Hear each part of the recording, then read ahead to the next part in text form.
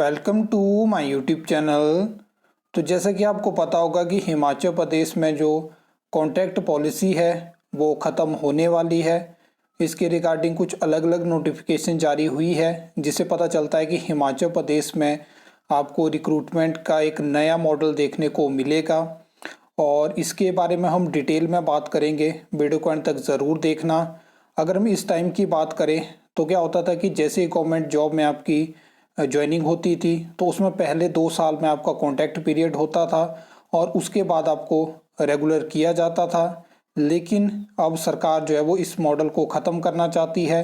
और यहाँ पे जो हिमाचल प्रदेश में वर्तमान कांग्रेस सरकार है, उन्होंने गुजरात मॉडल को स्टडी किया, एनएचएम मॉडल को स्टडी किया। इन दोनों मॉडल के बारे में भी हम बात करेंगे और डिटेल में मैं आपको जानकारी देने वाला हूँ। सबसे पहले अगर हम गुजरात मॉडल की बात करें तो यहाँ पे क्या है कि 5 साल तक आपकी प्रोविजनल सर्विस होती है, जिसमें कि आपको 5 साल के बाद रेगुलर किया जाता है और उन 5 सालों में आपको जो है वो मिनिमम बेसिक सैलरी दी जाती है। एक चीज़ मैं आपको बता दूं कि ये जो गुजरात मॉडल है तो वहाँ की सरकार इस तरह की रिक्रूटमेंट को हाई कोर्ट में डिफेंड नहीं कर पाई और इस मॉडल के रिगार्डिंग जो केस है वो इस टाइम पे सुप्रीम कोर्ट में विचाराधीन है। तो क्या इस तरह के मॉडल को हिमाचल सरकार हिमाचल में अडॉप्ट करेगी, एक बड़ा सवाल रहेगा। यहाँ से दो चीज़ें हो सकती हैं, या तो इसके जो लीगल इम्प्लीकेशंस हैं उनको स्टडी किया गया होगा कि यहाँ पे क्या क्या खामियां थी और क्या क्या अच्छी चीज़ें हैं, या तो यहाँ से सरकार ऐसा भी चाह सकती है कि इस तरह का मॉडल लाया जाए। अगर ये कोर्ट में यहाँ भी चैलेंज होता है तो फिर आपको पता है कि रिक्रूटमेंट जो होती हैं वो और डिले हो जाती हैं। तब तक जो हिमाचल प्रदेश की वर्तमान कांग्रेस सरकार है उनका जो कार्यकाल है वो ख़त्म हो जाएगा। तो मैंने आपको यहाँ पे बता दिया कि क्या क्या चीज़ें हैं। अब यहाँ पे सब कुछ डिपेंड करता है जो प्रदेश में जो सरकार होती है उसकी सोच पे।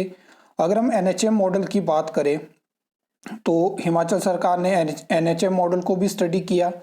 यहाँ पे क्या होता है कि लाइफ टाइम जो होता है वो कॉन्ट्रैक्ट बेसिस जॉब होती है, रेगुलर यहाँ पे नहीं किया जाता है।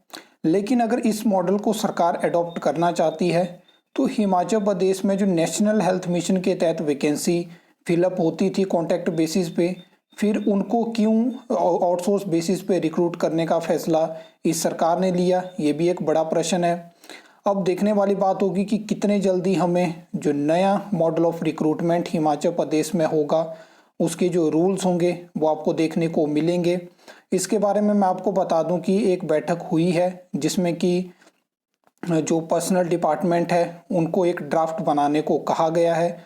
उसके बाद वो ड्राफ्ट जाएगा लॉ डिपार्टमेंट के पास, वहाँ पे लीगली जो चीज़ें होंगी उनको वहाँ पे एनालाइज किया जाएगा। क्योंकि आपको पता है कि कुछ इस तरह के मॉडल जब किसी भी स्टेट में लाए जाते हैं तो ये मतलब इस तरह से सोचा जाता है कि लीगल इम्प्लीकेशंस इनकी क्या होंगी, क्योंकि कोर्ट केसेस होते हैं और वहाँ पे फिर आपको पता है कि जो रिक्रूटमेंट होती है वो पेंडिंग हो जाती है। तो यहाँ पे वो चीज़ें देखी जाएंगी।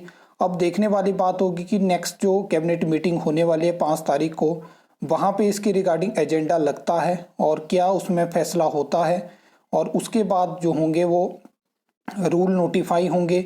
फिर वो रूल जो होंगे वो सभी जो डिपार्टमेंट होंगे उनको वहाँ से उनकी नोटिफिकेशन होगी और उसके बाद रिवाइज्ड जो रिक्वेजिशन होगी वो डिपार्टमेंट, बोर्ड, कॉरपोरेशन जो है वो जो रिक्रूटिंग एजेंसी है जैसे कि पीएससी शिमला है और राज्य चयन आयोग हमीरपुर है उनको वैकेंसी भेज पाएंगे। तो यहाँ से देखने वाली बात होगी कि किस तरह से अब रिक्रूटमेंट हिमाचल प्रदेश में गवर्नमेंट करती है।